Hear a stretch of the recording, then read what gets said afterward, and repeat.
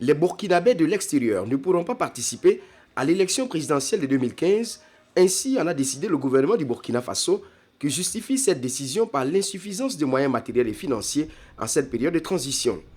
Si au sein de la diaspora, des pays où le Burkina a une représentation diplomatique, la nouvelle n'a pas suscité de réactions particulières, en République de Côte d'Ivoire, elle divise la communauté.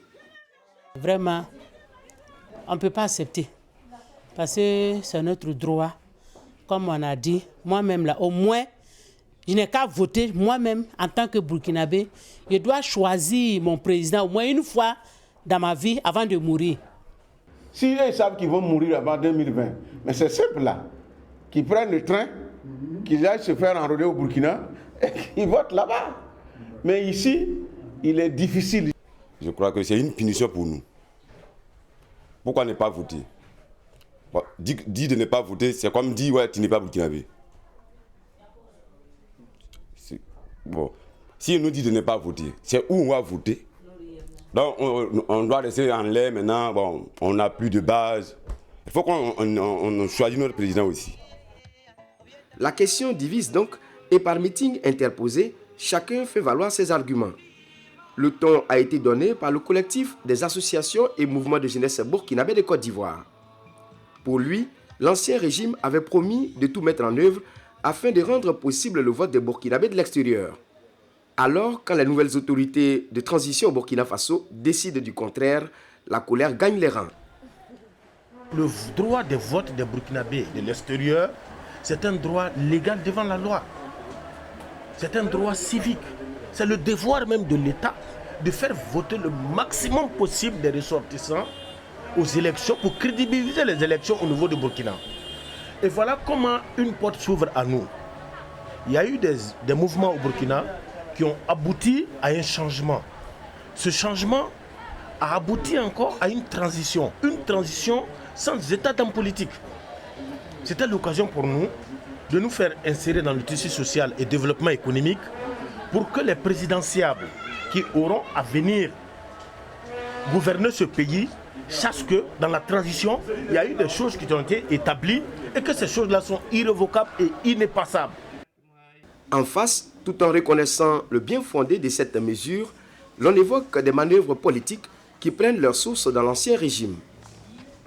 L'ancien régime a, au regard du fait qu'ils se sont rendus compte qu'au Burkina, il n'avait aucune chance, en tout cas pendant des élections crédibles de passer, ils ont misé sur la Côte d'Ivoire.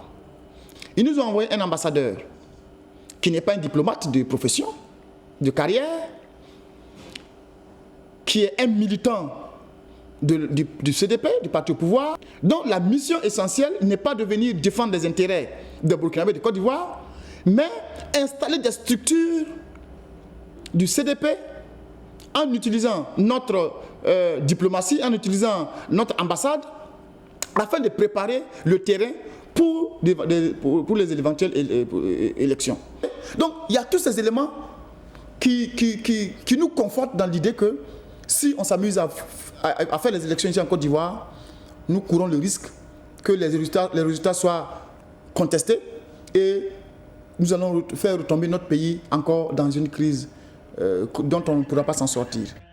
Chaque camp reste ferme donc sur sa position et la délégation gouvernementale burkinabé a même été prise à partie par des manifestants attachés au vote des Burkinabés de l'extérieur. Pas question de consensus sur un droit conféré par la constitution burkinabé selon eux. Quand on parle de droit, on ne parle pas de consensus. Soit on parle de consensus dans un problème où on ne parle pas de droit. Parce que si on veut parler de consensus, il ne faudrait pas qu'on tienne compte de la constitution burkinabé d'alors.